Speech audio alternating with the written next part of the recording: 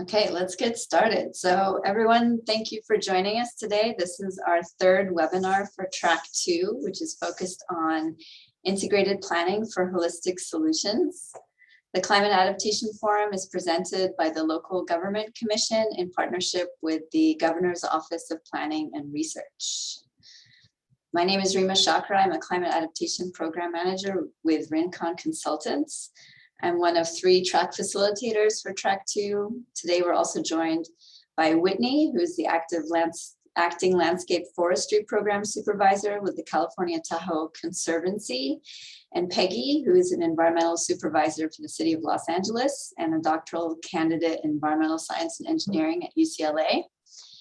In addition to the track facilitators, we've got local government commission staff that are here providing support, including Julia, Kelsey, and John. Feel free to contact any of them via chat if you have any technical difficulties or have questions about the Climate Adaptation Forum. So today we've got a great mix of speakers and facilitated discussions and an activity lined up for you today. So we're excited to have you all join us. And if we could just get everyone who's joined in today to put in the chat your name and any entity that you're representing. And then if you could also rename your Zoom name with your full name, organization, and preferred pronoun, that would be great as well. So if we can go to the next slide.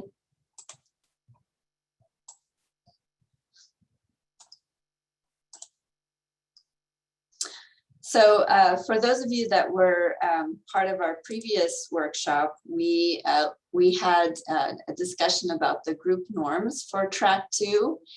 And this slide shows kind of the highlight of that. We're encouraging everyone to stay engaged and active, to practice compassionate listening with an attitude towards learning, and to also practice brevity to make room for others to also share their perspective. We also encourage everyone to be courageous, take risks to speak from your personal experience, and then accept a lack of closure. We recognize, all of us, I think, on this call, the challenges of adaptation and that there's no quick fix, but we are hoping that this is the beginning of an informed dialogue as we move through this challenge. So next slide.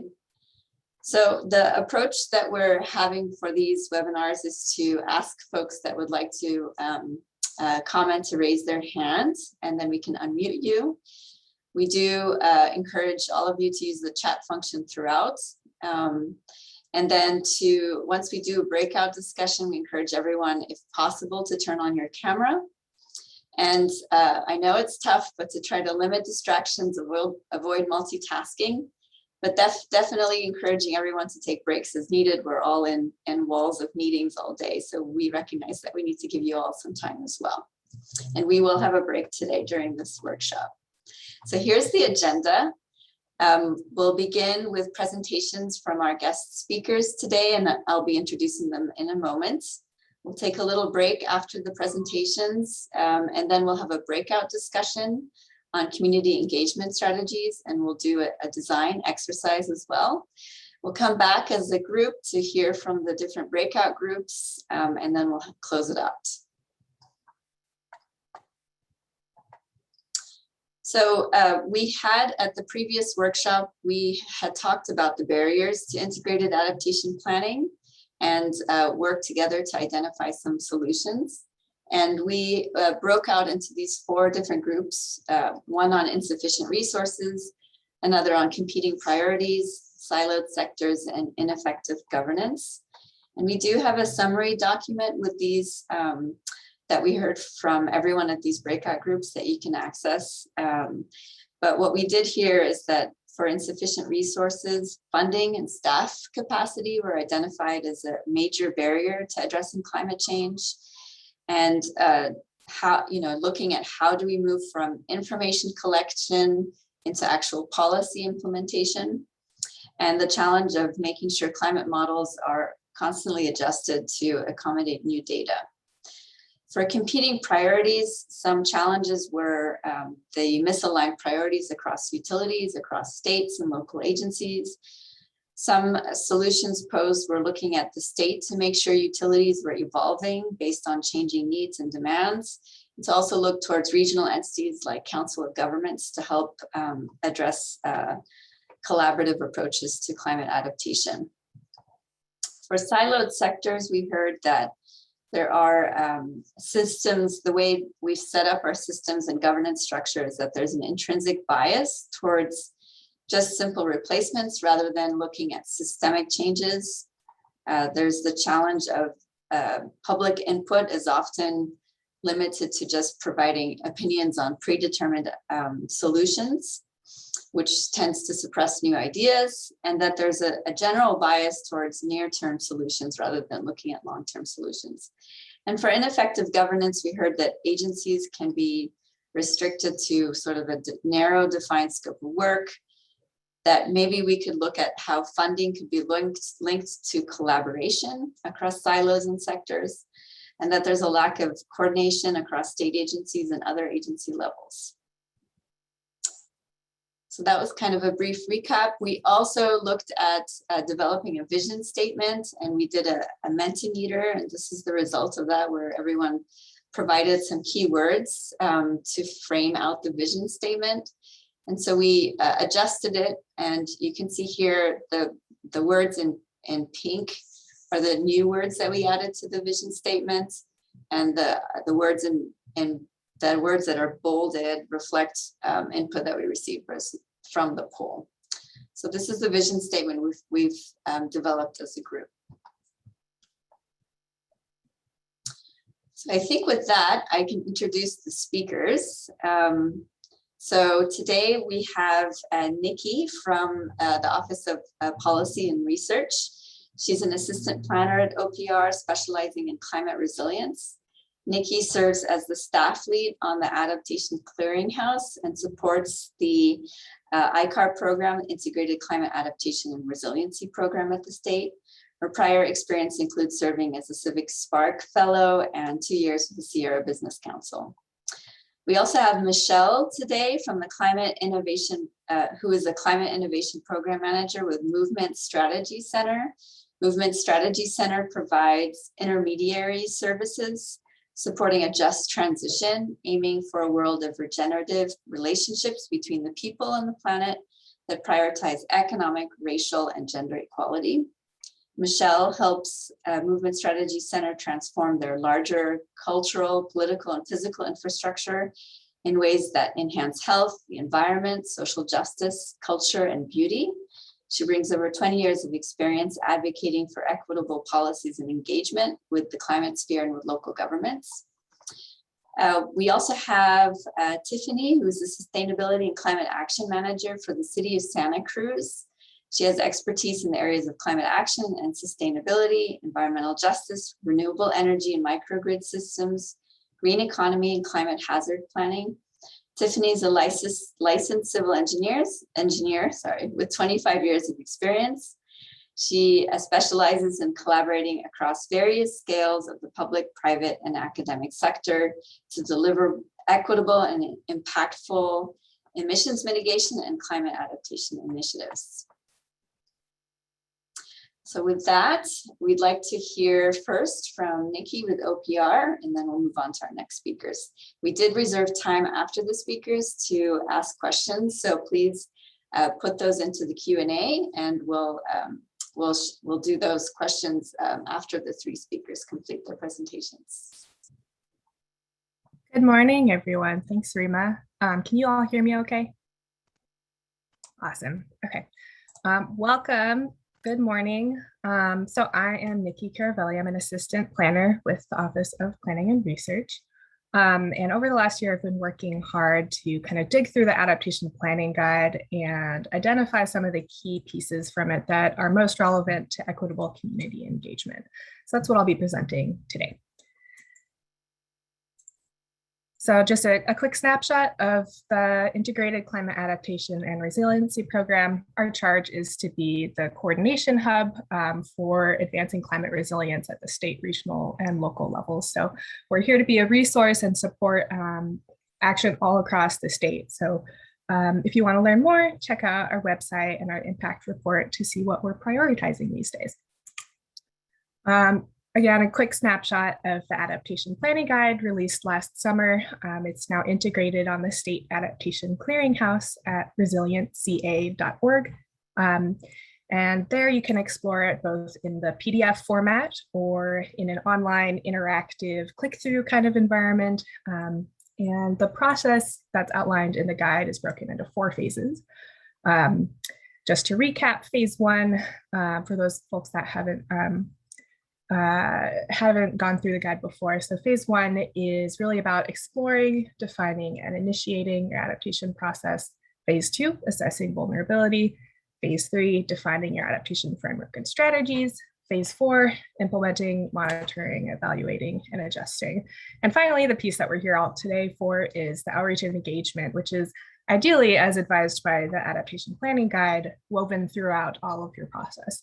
And just to note that while this is, the recommended guidance from the Adaptation Planning Guide, there's many ways to go through this process that will ultimately be decided by your communities and your needs and your capacities. So if your process doesn't look like this, that's okay, but there's lots of useful guidance in here nevertheless.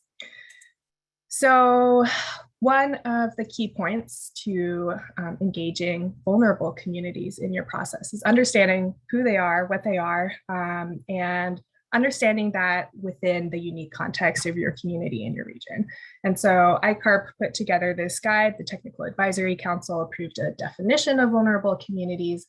Within this guide, there's tons of resources for how you can use tools like Cal Enviro Screen or the Healthy Places Index, et cetera, to kind of identify vulnerable communities. And then it's recommended that you ground truth that data with information from your community about how they are thinking about vulnerability.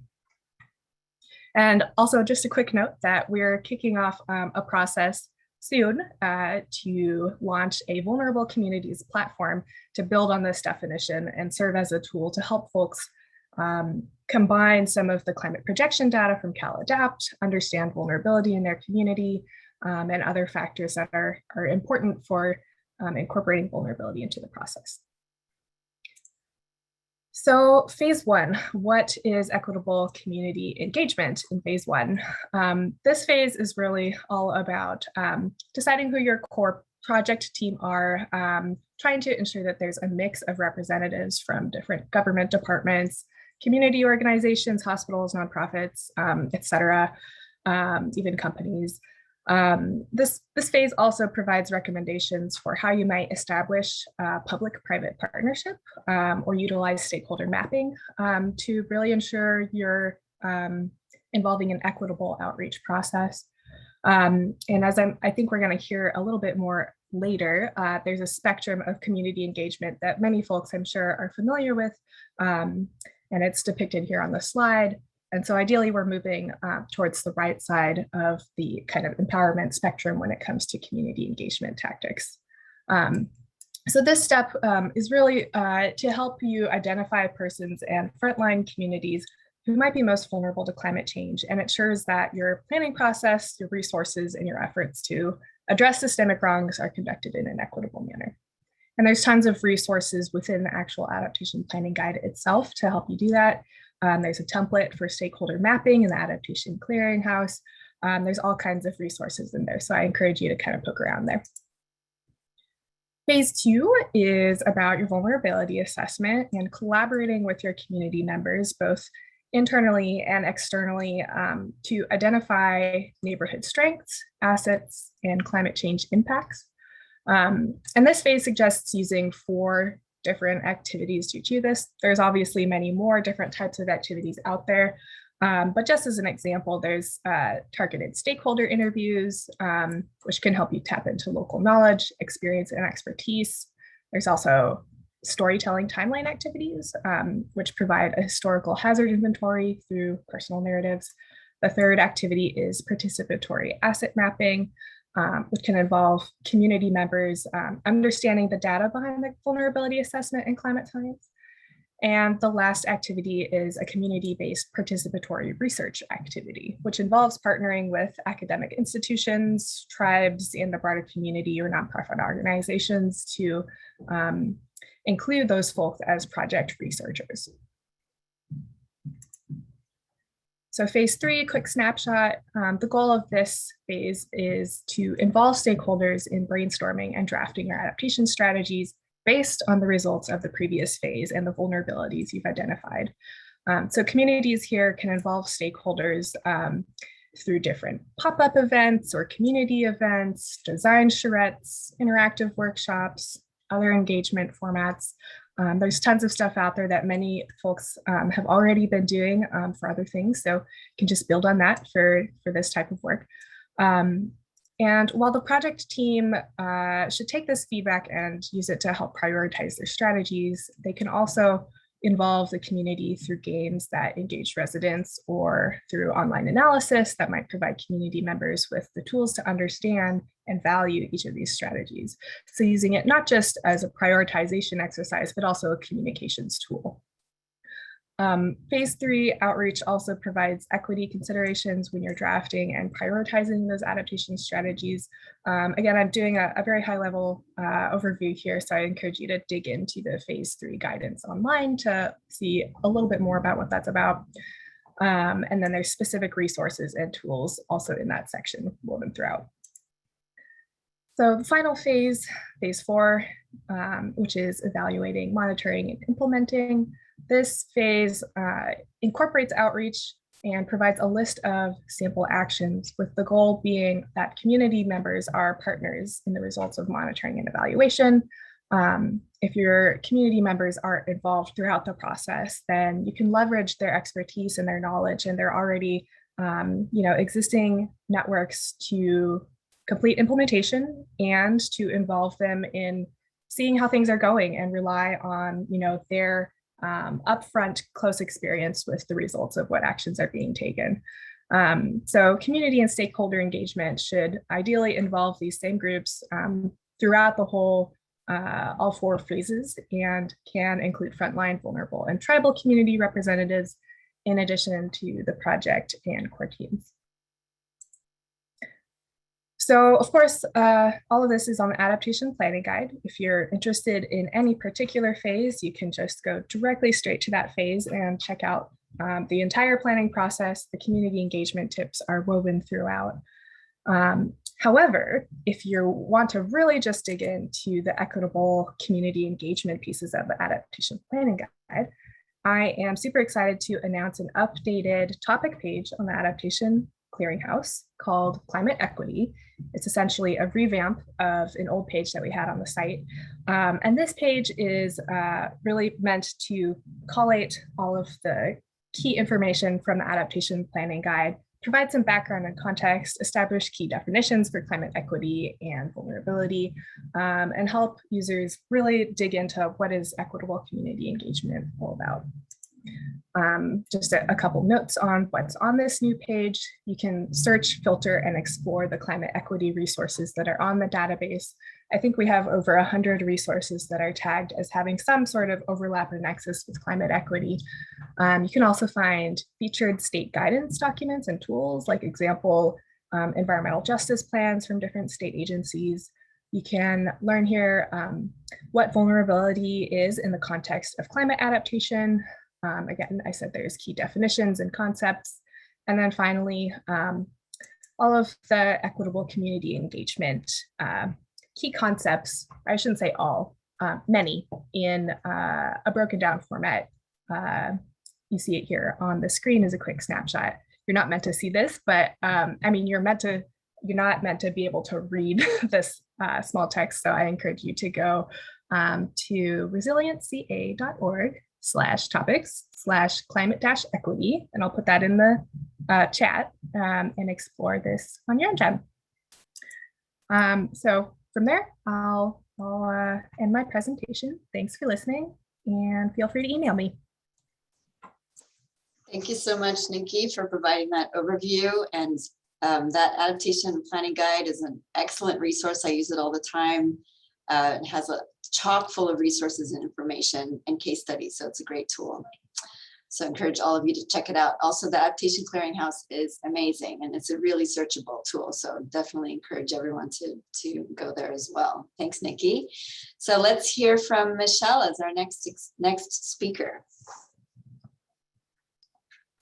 Hi all, thank you. I'm so happy to see this all being about equity, and about engagement, and really making sure that we're incorporating engagement throughout whatever processes we're involved in. So I'm really excited to be amongst folks that are already working on this and already working to center it.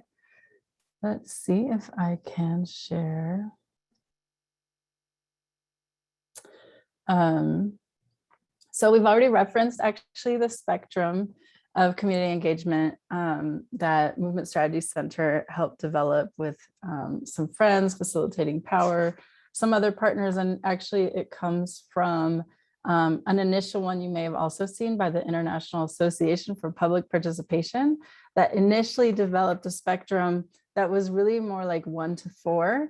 And so with Movement Strategy Center, and really I should say we're climate innovation, and we've sort of budded off of Movement Strategy Center. So we're a network partner of Movement Strategy Center, but we're also our own org that's fiscally sponsored by them now. So just to get that out there. So we fleshed out the spectrum in part with the feedback from communities saying, actually, this is deeper. And you know, that this spectrum can act as a developmental process almost. It can act as a way to assess where you and your org already are and help you have a little bit of a map for where you want to go. Essentially, we're trying to, you know, as you all have started with centering equity, and then sometimes there's still this lingering question of how do you actually implement that? What does it look like to actually do that, even if you believe in it strongly? And so this map actually, or this can act as a map to help us enact some of that, some of those values that we already have of transforming systems, centering equity, and really for climate adaptation and resilience planning, recognizing that we won't hit our goals without the community. And what's amazing is that when we really engage, collaborate with, and even defer to frontline communities, we often can solve for multiple problems at once for some of those climate resilience and climate adaptation problems while addressing equity and social injustice. So the spectrum of community engagement, it sounds like you all have seen this to some degree or another, and I'll share, we have a whole booklet about it. I don't know if you can see, and it actually is part of our community-driven climate resilience planning. So there's even more resources. So it sounds like you're going to be, there's a plethora of resources for you all today. So what does the spectrum look like? One is acknowledging that even if you're new at your position, even if you're a new part of an agency or division, there's a history with a community, and often within that history, the community has felt more likely ignored, informed, maybe consulted with, maybe involved with. It's pretty rare that they really felt collaborated with, and even more rare for them to have felt deferred to. So ignoring is something that we've seen. Oh, yeah. Where really there's experts right at your all's agencies that are making the work happen, and you're just trying to get those climate action goals, you're trying to get those adaptation goals, you're trying to get those plans made, and the community may or may not be involved. Sometimes when agencies seek to inform the community, part of the impact on communities, especially marginalized communities or disinvested communities, can be that we're actually feeling like we're just being placated. We're not really being involved in the process. It's just a form of placation to let us know what's going on. Sometimes in moving towards consulting, maybe reaching out to different parts of the community or hosting some public forums, getting feedbacks, doing surveys, sometimes that can also have communities feel like they're actually being tokenized. So how do we move from these three levels into 3, 4, and 5, where the community feels like they're having a voice, and that their voice is not only being heard, but is actually making folks in power and agencies change the framing, possibly, of the problems and the solutions. You're not just making us think differently, you're making us act differently, speak differently about the issues. Then we want to move to collaborating with community, where communities might actually start to feel like, wow, something is shifting here, and our leadership and expertise are actually critical to how we address this issue, are critical to success of maybe even predetermined climate action goals. And really what we want to unlock is this idea of community ownership that will, it's hard to get there, but if you get there, it actually should make your jobs easier when the community actually has collective power and the ability to transform current realities, map them out, assess, and generate solutions that are site appropriate for those communities. So what I love about this map, and actually I was using it before I started working at Climate Innovation. I was using that original one that wasn't as pretty, and it didn't have some of these things at the bottom. And I'll try to chat in a one pager of this, and I've already sent Julie the full booklet, so you all have this to use, because some of this is really worth visiting again and again, and even thinking about different parts of your organization, right? So you might have parts of your organization that are at a 4 and parts of your organization that are a 0 or a 1 or a 2. So there's always more work to do, even when your own division is doing well on this. What are the messages to communities? Things like, we'll keep you informed, we care what you think. Some of that we started going over in the previous slide. And then what do the activities look like?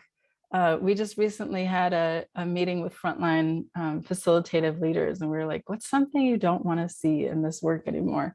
And the first thing that came out was closed door meetings. They don't want any more closed door meetings and opaque decision-making processes where it feels like decisions are being made.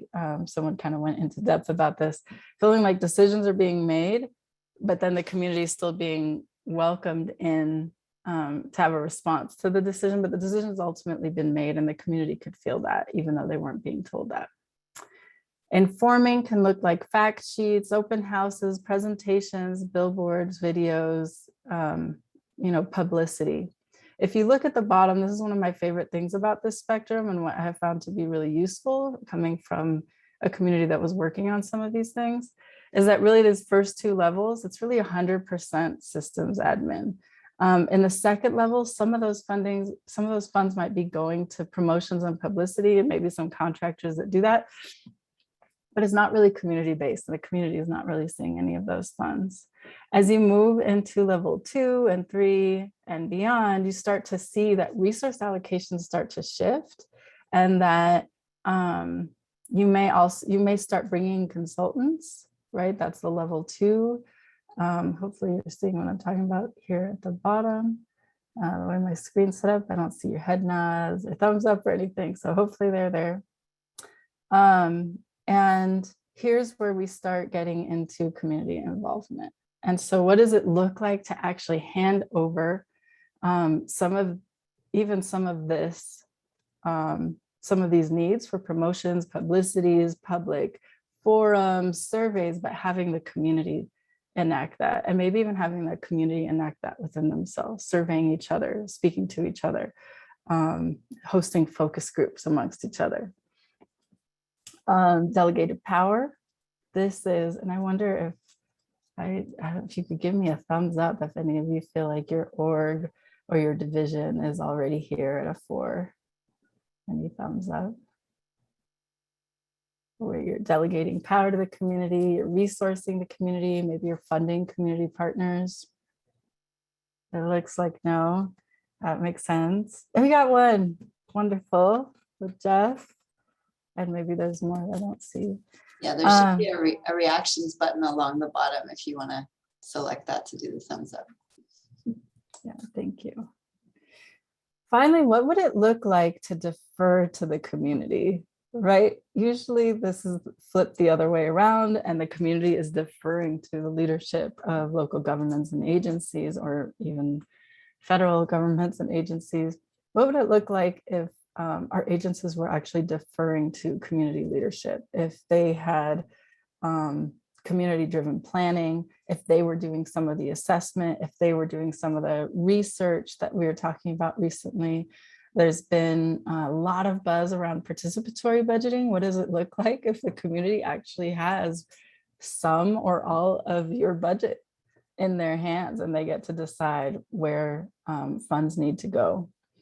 What does it look like to apply for funding together, to actually sit down together and with community-based organizations, apply for funding that's guided by the wishes of the community? And what part of the questions that we get here a lot is, well, then what's the government, like, what's my role then?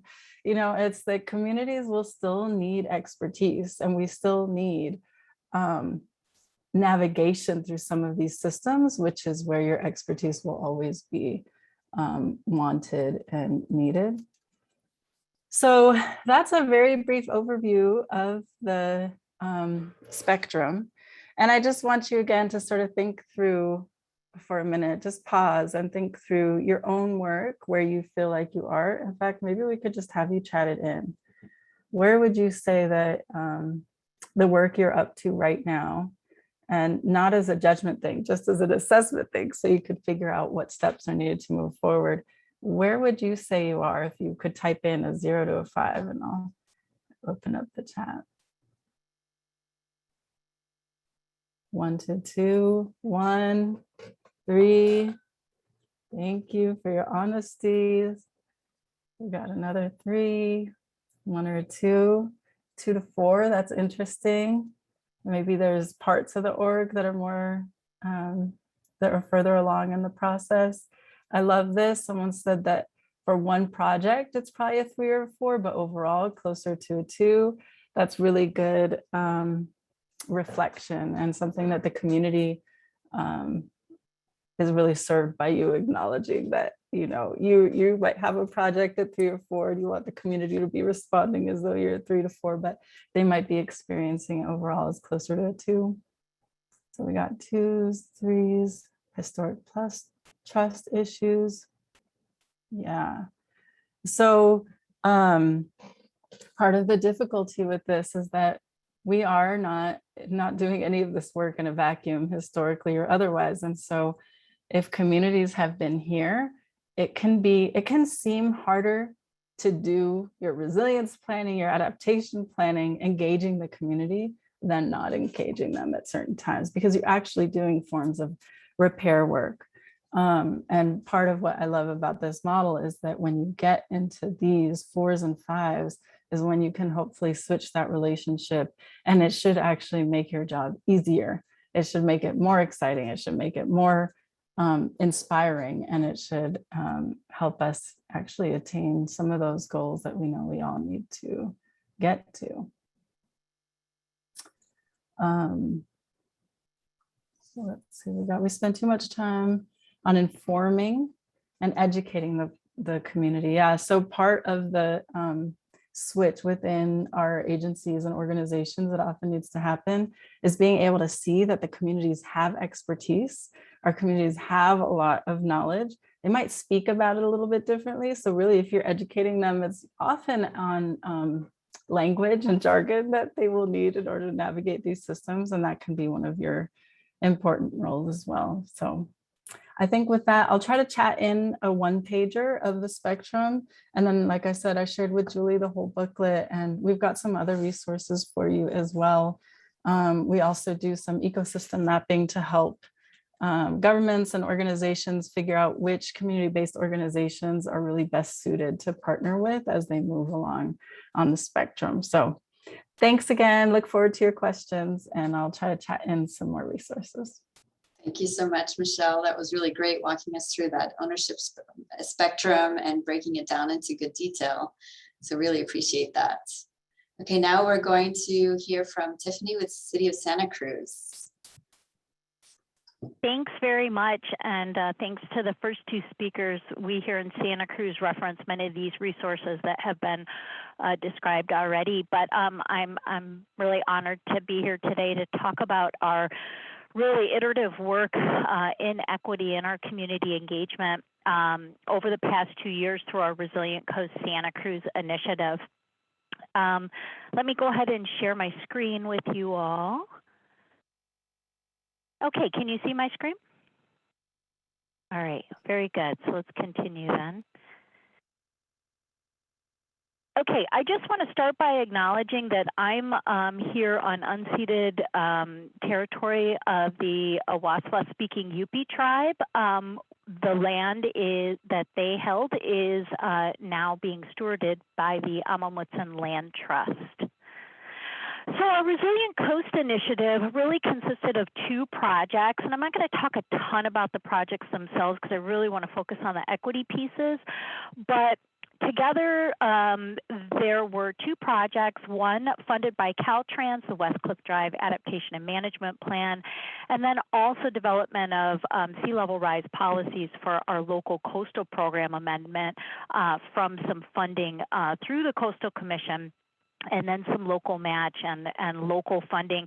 And really the goal of these 2 projects is to establish a community vision for equitable and resilient coastal management through the end of the century. And there were a number of things that need to be addressed in this process, everything from access and infrastructure to ecosystems, sense of place, cultural identity. So we really strove to create this inclusive conversation to develop this community vision that really has both these near and long-term solutions. The scope of this is really 3/4 of Santa Cruz's coastline, about 3 of its 4 miles, everything from our iconic beaches to our bluff top locations, and all those yellow points that you see are our access points. We really were evaluating a range of options across the adaptation options across the 3 major categories. I won't really go over that here, but thought it's worth mentioning. And really have had taken some insights that were learned through our Climate Adaptation Plan update in 2018 and the social vulnerability to climate change assessment that we had conducted at that time, where what you see on the screen shows census block groups ranked by their social vulnerability score, and where this arrow points is down to our frontline communities of the Beach Flats, Lower Ocean, and Neary Lagoon neighborhoods, where social vulnerability was driven by incidents of poverty, non-English speakers. So down in this Beach Flats community, this is already our frontline community in terms of extreme storm events coming from our river. What I'm showing here is really our projections out through the end of the century for extreme storms and coastal flooding. And again, you see all those access points along with some of our revetment. We also are projecting that if we don't do anything, that we would have some pretty serious erosion. And also just looking at sea level rise or rising tide alone, not only will we have inundation down in this Beach Flats neighborhood, but we will likely lose our beach, which from some of the work that we've done, clearly this is the dominant beach that our frontline community folks utilize for recreation. So I'm not going to go over all the components of the project, but you can see kind of in the down arrows all the major steps in the process. And I've highlighted in yellow really the wide range of activities that we tried. And as I mentioned in the beginning, this has been very iterative work, learning what works, what doesn't work. But we did try a range of things here, and I'll reflect on what worked and what didn't in just a moment. But we did conduct 126 interviews in the Beach Flats, going door to door. We also conducted some focus groups down in the Beach Flats Garden. This is a very dynamic community with lots of cultural events and so forth that we were able to go to. We also had one-on-one meetings with historically underrepresented groups and other key stakeholders. And I want to mention that beyond our frontline communities, the beach flats and the lower ocean communities, we also had one-on-one meetings with folks from LGBTQ+, from people living with disability, people experiencing homelessness. So although I'm focusing quite a bit on the beach flats here, we did have a very wide range of one-on-one meetings. We also had a virtual reality Sea Level Rise Explorer application in both Spanish and English, and a survey that was embedded in that. We also utilized Esri story maps that also included community surveys to depict some of these hazards that I showed you, what some of our options were using an adaptation pathways approach, and then gaining feedback on folks' preferences in the near and the long term, as well as even on types of triggers to transition between strategies. So what worked and what didn't work, what you're seeing on the screen here are a couple things that didn't work, actually. These are on the left-hand side of the landing page for our Spanish language story maps. And on the right-hand side, a workshop that we were conducting that actually ended up getting canceled because of COVID. But we did not have any responses on our Spanish language story map surveys, despite a lot of promotion, and really have found that virtual activities, despite scheduling at times that might be workable for folks, we're really not getting the engagement from our frontline communities. We did, however, have quite a bit of uptake on our Spanish language Sea Level Rise Explorer, and really found from our surveys that the use of virtual reality was very effective in communicating sea level rise concepts and building awareness and, in fact, activation.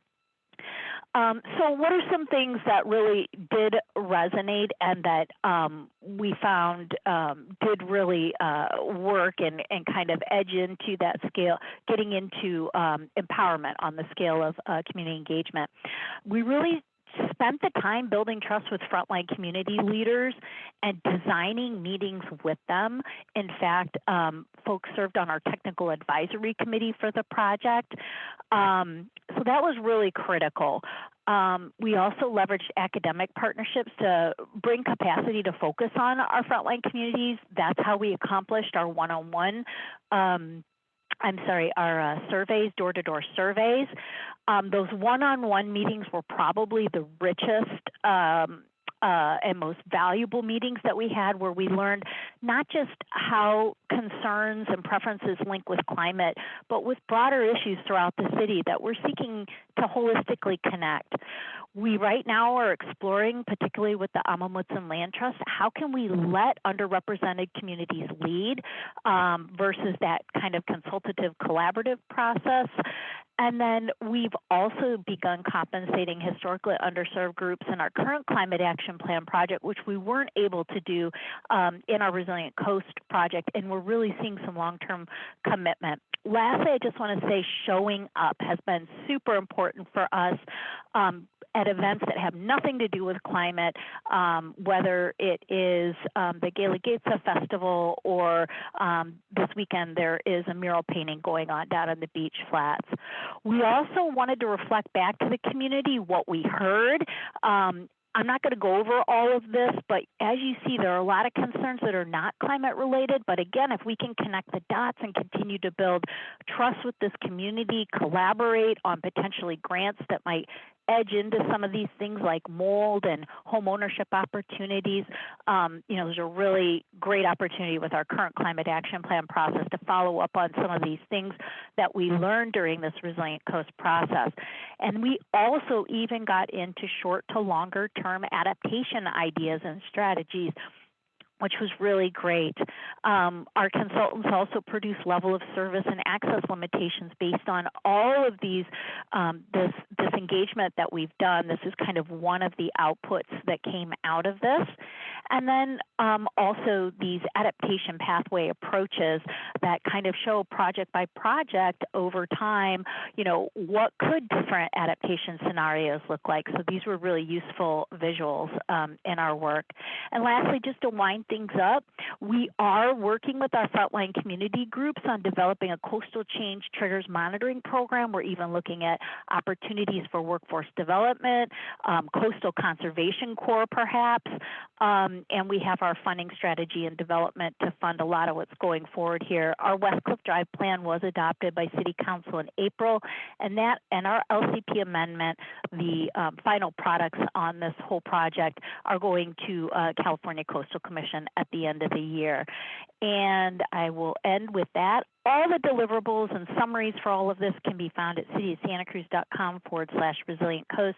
And I just really want to acknowledge all of the frontline community members who have helped us to make connections and continue to help us in this work. It's just been really rewarding, and I look forward to all of our future work. So thank you. Thank you so much. It's great to hear a specific project and kind of the strategy used and the challenges and successes that you experienced. So thank you so much for sharing. So Whitney will take us through just a question. If there's any questions that folks would like to put into the chat, we have some time set aside to put towards our speakers. All right, thanks everybody. What I'd like to ask you guys, to paraphrase a question someone put in the chat, do you have any successful outreach techniques to reach members of a fragmented community or those who are not engaged enough to know that this is happening? Does anyone want to speak to reaching out to fragmented communities or to people that aren't aware the process is happening? I mean, I can take that. You know, the groups that we're working with are not climate-centric frontline groups. They are groups that serve these frontline communities. And so, honestly, it really just took time to meet with them, to understand how we could craft something together that could be meaningful for the residents and also help the city with its planning and do that collaboratively. So I mean, I think it really just takes time in building those relationships. And what's really unfortunate is oftentimes, the timing that's allocated for these grant-based or grant-funded projects doesn't really align with the time it takes to build trust. And that's something I would love to see, change in future grants. But that's my suggestion based on experience, is just putting in the time and, finding what works and being willing to take risks and experiment. Yeah, I love that. Definitely would love to see that time built into grants, and that'd be amazing.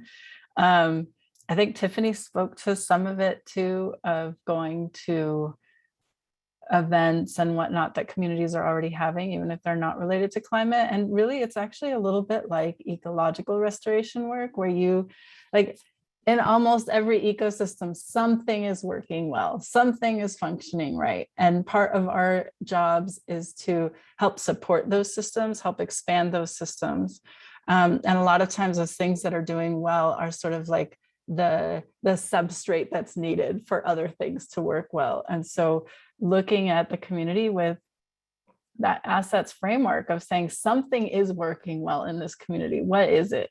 How do you plug into that? How do you help expand and build that so that where the community isn't disjointed and fragmented, that's where you're helping to put some of the energy that you have to bring, whether it's in terms of resources or even asking some of these questions of like, how is this work that you all are up to related to climate? We're human beings. So, it's like, there's that quote, I think it's Wendell Berry, of eating is an agricultural act. So it's like, we're actually all involved in agriculture. It's like, we're people. So we're all involved in ecology in some way or another.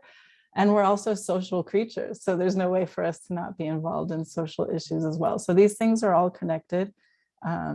And just, finding the ways, like Tiffany said, to plug in, but also to help build up as well. I love that. Yeah, food eating is an agricultural act. And that actually reminds me of, so I was involved in a community engagement process in my hometown, which is Truckee and Lake Tahoe. And through that process, one of the things that we learned was that a lot of the Latinx and Spanish-speaking populations in our community really love to talk about community at community events that they're going to. So, people love to gather for barbecues and soccer games and things like that. And I think there's this, you can draw the line for each of your own communities and your workplaces, obviously, but there's this perception of government that we're inaccessible, that we're not people, that we're just this like a bunch of like random people like trying to make money, I don't know. And so like, how can we make ourselves people? How can we approach the community as community members, go to places where folks are already bringing community? And then, there's so many other different ways, like it really depends on who you're partnering with. I think a lot of folks underestimate the ability of the business sector to really drive information sharing and partnership and collaboration. Why not involve the local businesses and the employers and get their employees involved? And I think I was on the CAF workshop yesterday. Someone was presenting on the concept of targeted universalism. We have to prioritize those folks that aren't, the usual players that come to the scene. And this, as Tiffany was getting at, you have to budget for this. You have to plan it into your timeline from the very beginning. This is, when you're setting your entire budget up for the year and the next year and the year after that, like budget it in. This is a priority. We need staff for this. You need someone who's dedicated to building relationships.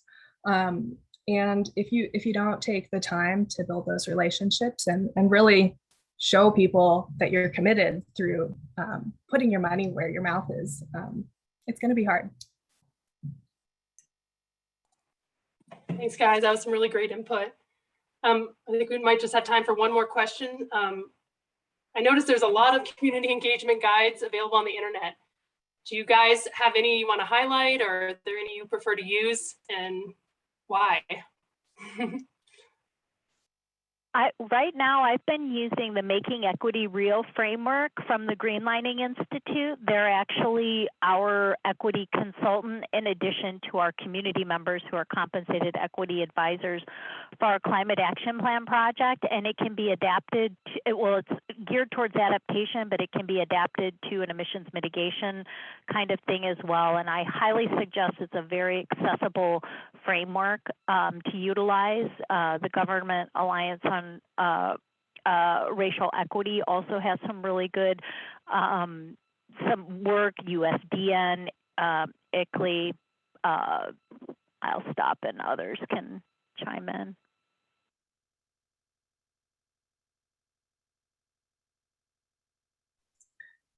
This isn't a community engagement resource, but I just want to really tout the value of OPR's Guide to Defining Vulnerable Communities.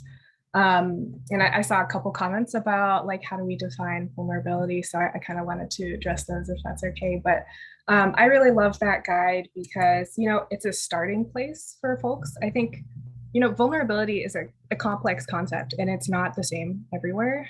Everyone has a different idea of what it is, how vulnerability is in their own lives, in their own communities. So, as an anthropology major, I'm very passionate about cultural relativism and, how we define language. And so, we have to do the work of making those assumptions about what vulnerability is explicit so that we can understand the root causes.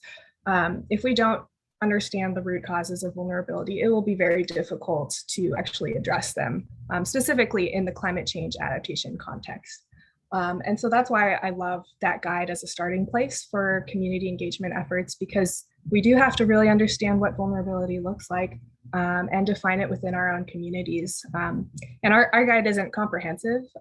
It's probably outdated by now. There's tons of tools out there, but again, it's a starting place, and hopefully it's useful for folks.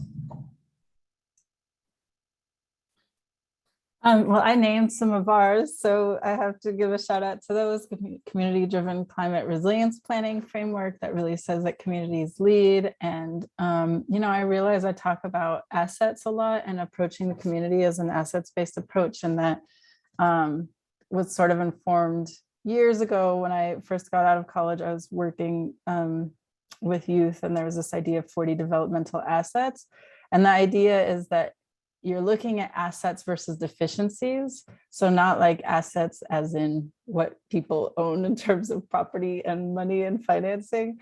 So how do you approach a community because they have assets and not because they have deficiencies and not because we're vulnerable? And, you know, if you think about it, for some of these communities, it's really crazy. I worked on a project here where we were you know, doing all this water efficiency work and energy efficiency work. And, you know, this immigrant family that we were working with, that we installed a, you know, high efficiency toilet into their home, you know, and it was one of the double flush toilets. And I was like, okay, everybody gather around. We have to make sure everybody knows in the family knows how to use this thing, because otherwise it's pointless, you know. And their approach was actually like, yeah, we know actually how to use that already. And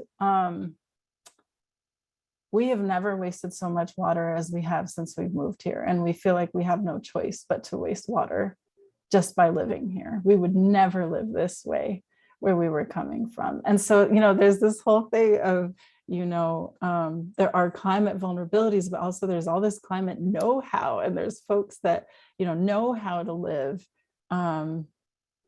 more efficiently and that want to. It's actually more in line with our values. And actually research has shown again and again, if you look at, these are peripheral resources you can use, the Green 2.0 report that came out a couple of years ago. And CDE has also done some research, and Yale has done some research on this. And it's like time and time again, if you ask communities who cares most about climate, who cares most about energy, who cares most about water, who cares most about pollutions, it's actually communities of color that care the most.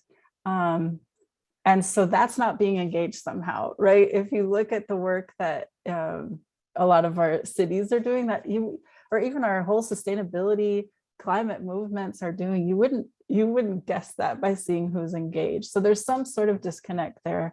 And to me, part of it is really that assets-based approach, is looking at, you know, how did you, you know, someone talked about immigrant communities, like approaching them with like, how did you save water where you were? How do you save energy? You know, and taking some leadership, even in your initial outreach, letting them see that you see their leadership. So I would also put that out there. Thank you, guys. Thank you so much, Tiffany, Michelle, Nikki. Really great presentations and insight. I'm hoping too, you guys shared some great resources. Maybe you can drop them in the chat so other people can check them out as well. That'd be really helpful. And unfortunately, we have to move on in the agenda, but I'm hoping if you guys see any questions in the chat you'd like to answer, that you can respond to those people. That would be really helpful. So right now, you guys, we're actually going to take a 5-minute stretch break. It's 2 o'clock right now, so we'll be back at 2:05. And then we're going to be doing an interactive exercise. So good thing it's the afternoon. Everyone's getting a little sleepy, but now we'll be interacting, talking, discussing a lot after the break. So see you then. Thanks, guys. Thank you. Bye.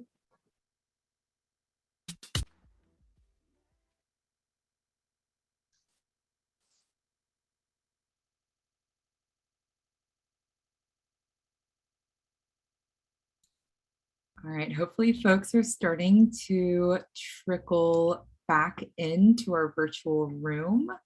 We have really exciting set of interactive exercises that we're going to launch in just a moment. So Peggy, I'll pass it to you to tee us up. Great, thanks so much, Julia. And thanks for the music. All right, everyone. So we are now going to transition into the part of our program where we get to discuss the information that we just received from our incredibly informative speakers and to try to work together to craft an inclusive community engagement strategy. What we're going to be doing during our breakout session is for the first 20 minutes, we'll break into groups. We have 4 groups, and you'll get to choose which group you join. One is the coastal community, which is a mix, which is characterized in our definition here as a mix of political leanings and socioeconomic status. Coastal residents are affluent and politically conservative. Inland residents are lower income progressive, large undocumented population. The second group that you could possibly join is Countywide Rural Area, and this will be hosted by Whitney. Rima was going to host and facilitate the coastal community one. The Countywide Rural Area we're defining as large swaths of natural and working lands with a large tourism economy and numerous tribes and native communities. Community members have limited data service access and literacy. I will be facilitating the large urban area group, and we just define this as highly diverse urban hub with a large youth population and strong community-based organization networks and wide ranges of educational attainment, literacy, and English proficiency levels and socioeconomic status. And then last but not least, our 4th group is going to be the suburban area, which will be facilitated by Nikki. And we characterize this as an inland suburban area with an aging population and a large disabled community with diverse access needs. There is a limited community-based organization network and many climate deniers who live in the community, or basically people who don't think that climate change is occurring. So we will spend 20 minutes discussing in these groups. And again, the goal is to create an inclusive community engagement strategy, and we'll have jam boards that will be shared for you to place post-it notes with your various thoughts in for each category. After that, we'll do a creative exercise, which is to basically craft a message and a postcard or a sign or banner for your particular community. So if you had Countywide Rural Area, what would your messaging be? Considering your audience, how would you engage the community? So we'll spend 10 minutes doing that. And for that one, we're going to have a PowerPoint presentation or a Google slide document that you can actually put your creative works in. I'd like to share a couple of examples for you just to get your creative juices going. And so right now I'm going to share my screen.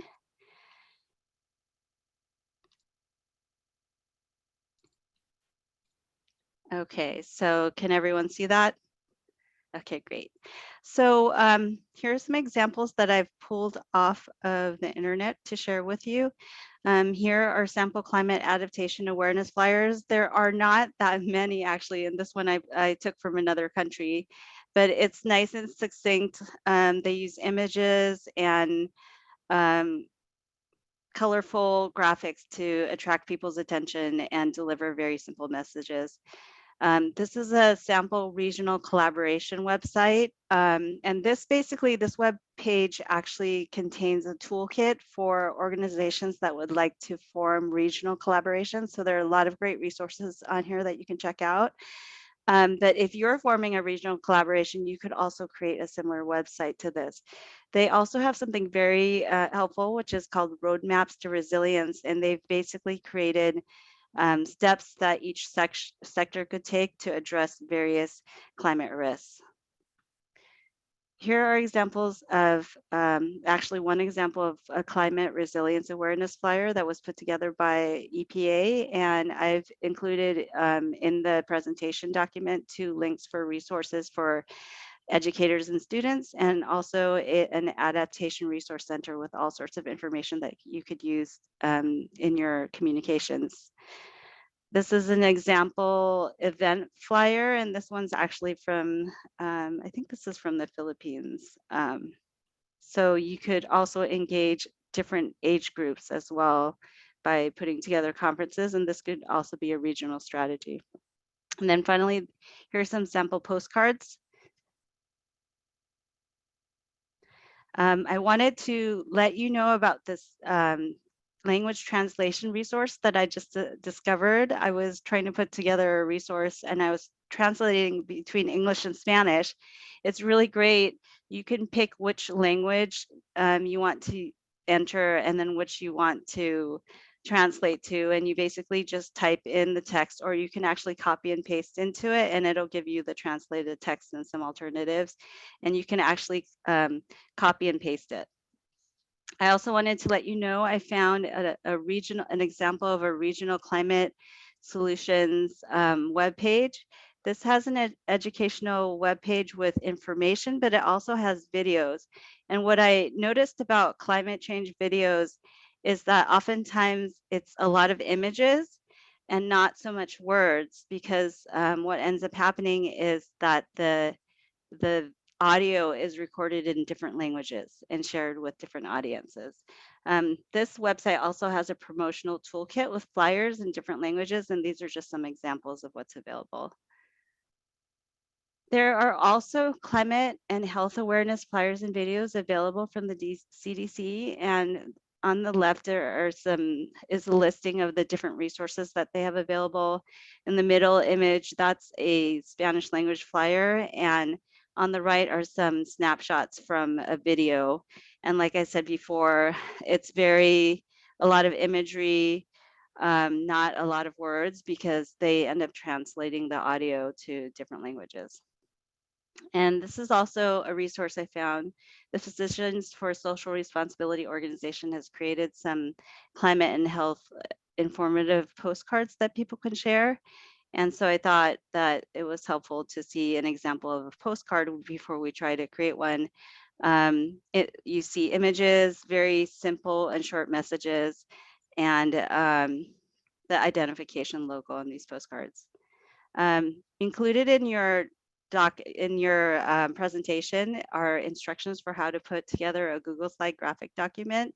I'm going to quickly demonstrate the steps here, but basically there are 3 different slides that you can use to work with populations who are not as familiar with using Google Doc. And with that, I'd like to switch over to a different presentation to do a quick demonstration.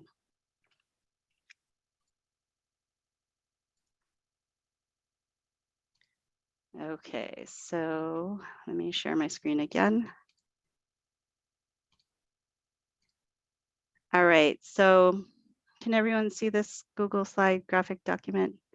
Okay, so basically I copied, I'll just show you how you could move between these documents, but going back to the one that, that I was showing you earlier, I have these slides. I'm gonna go ahead and how I'm picking them is I'm clicking on them and I'm holding down Shift. I'm gonna copy these by clicking on Control-C, and I'm gonna drop them in here.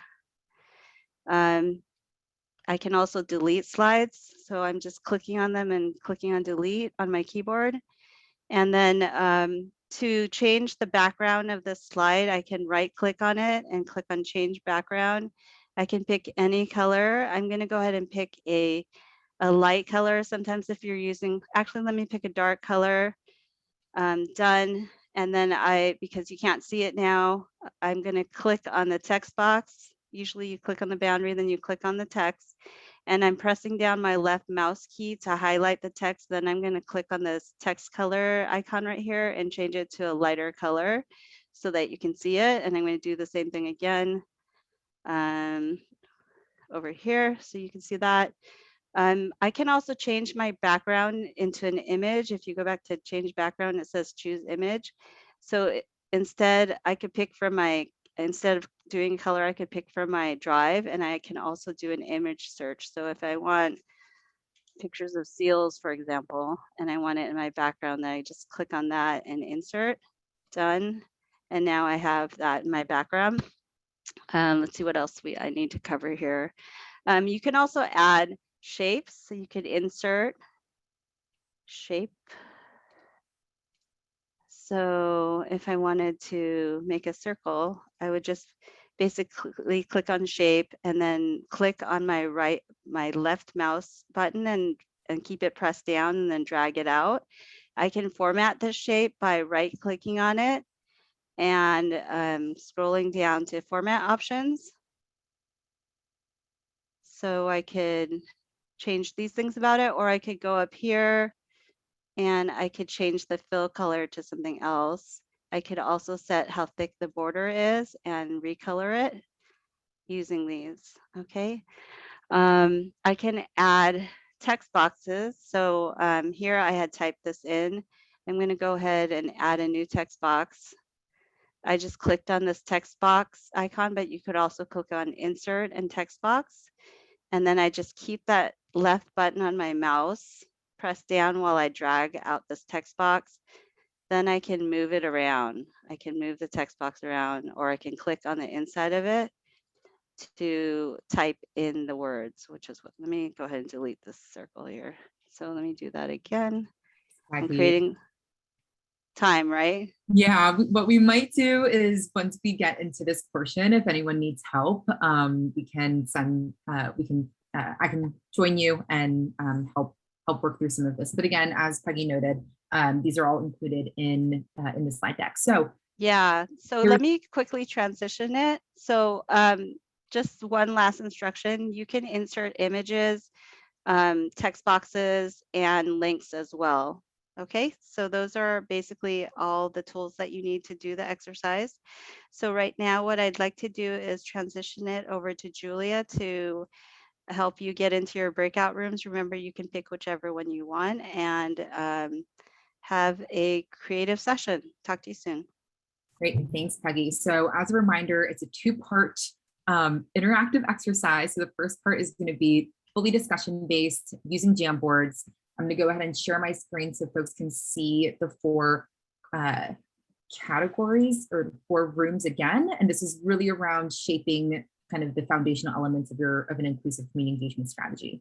I'll provide some time reminders along the way, and in the final 10 minutes, we'll pivot to the postcard design exercise. So I'll launch the rooms now, and you can see what those options are on the screen.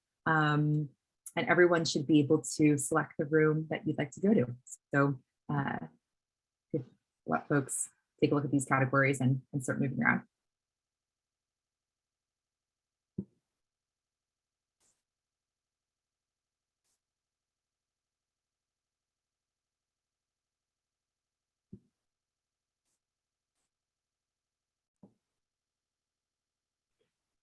All right, folks, welcome back.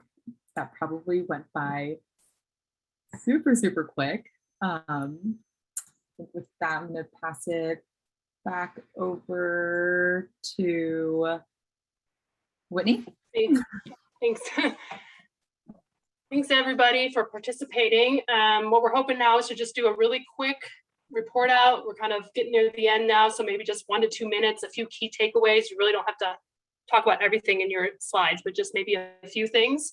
So I'm hoping, and I think, Julia, are you going to share the Jamboard? Yeah. So I'm hoping whoever has the coastal community can report out a little. Thank you. Hi, that's me. Coastal community. So please feel free to chime in, my group members here.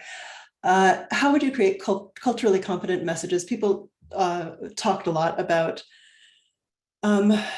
taking the lead from the people who already live there and work there, identify and partner with local CBOs, pay them, have them review what you write. But also another suggestion was attend community meetings, which was a great idea. And then other people in the group were worrying about whether, how it would come off to be attending the meeting with ulterior motives, because you're not necessarily just going to find out what's on the community's mind, you're going because you have this agenda. So how do you not do it in a way that turns people off with your pre-existing agenda? How would you partner with CBOs in an authentic way? One of the worries is that you may come to people asking for their input, and they already think that you're not going to take their input, and that might actually be true. So be honest from the start about how much influence they're actually going to have on the project. Be sure they'll see the results of your engagement. Meet with them, ask the issues. Let's see. Be prepared for creative conflict. Now I'm just reading the little notes. How would you continue building relationships that last beyond your project? I loved, was it Michelle's suggestion? Go to barbecues and soccer games.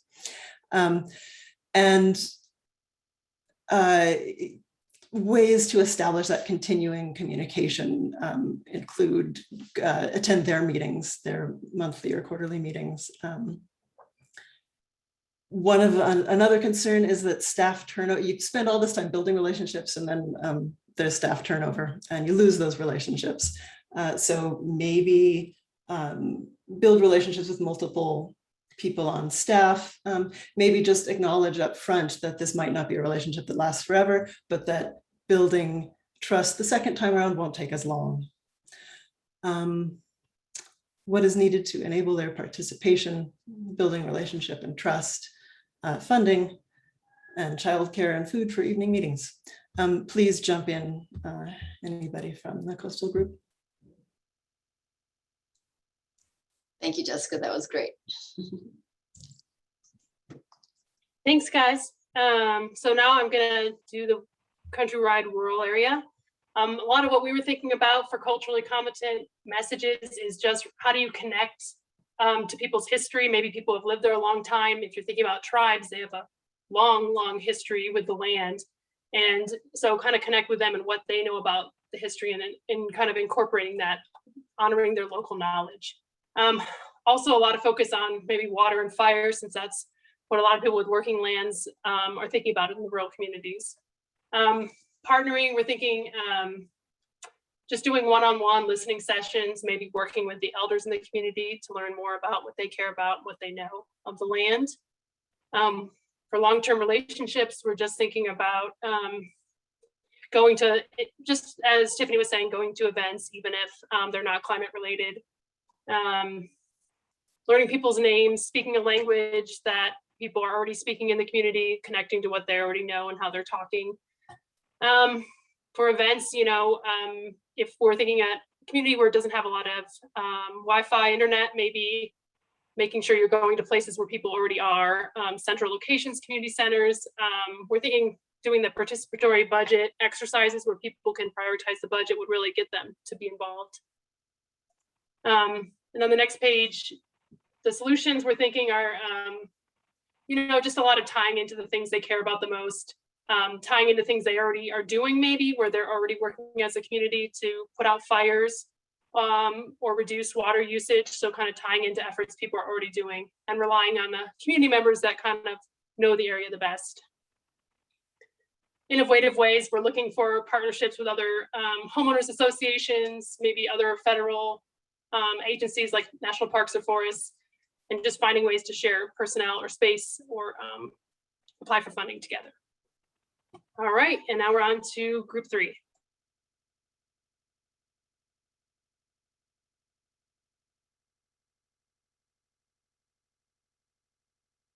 Hi, this is Peggy. I'm multitasking here, so I apologize. All right, how would you create culturally competent messages? My group said basically find out what languages people are speaking. It would be great if you actually lived there and spent time in the community and you spoke the language, but another alternative is to engage a culturally competent organization that knows the community and can help you with understanding what their concerns and interests are. They also said to use image and icon heavy material. How would you partner with CBOs in an authentic way? Basically engage with them in a way where they're taking the leadership and providing feedback on critical decisions like hiring a project manager, for example, or big issues like how do you design a community engagement strategy, who should be included. Also keep the relationship going by providing ongoing updates. And it's also important to reach out to partner with and metropolitan planning organizations that have prior working experience with CBOs, as well as to provide stipends and opportunities for them to provide feedback on various aspects of the project or program. How would you continue building relationships that last beyond your project? You could develop a steering committee and working group and facilitate design of leadership and decision-making processes and implementation of their processes by providing funding or staff. You could facilitate implementation of those processes, including how to use and act on input, be honest and authentic, deliver on your promises, and make sure you work together to determine what the big picture concerns and objectives are and how you can meet them. What is needed to enable their participation? Financial support, clearly define their roles, a platform that ensures comments are heard and actually addressed, build trust, learn about their interests and priorities, provide funding or credits for participation, and next slide here. So the large urban area, what are some adaptation solutions that would address their specific needs for the urban area? Green infrastructure projects that address flooding, access routes, inequities, including food access. So sorry to interrupt.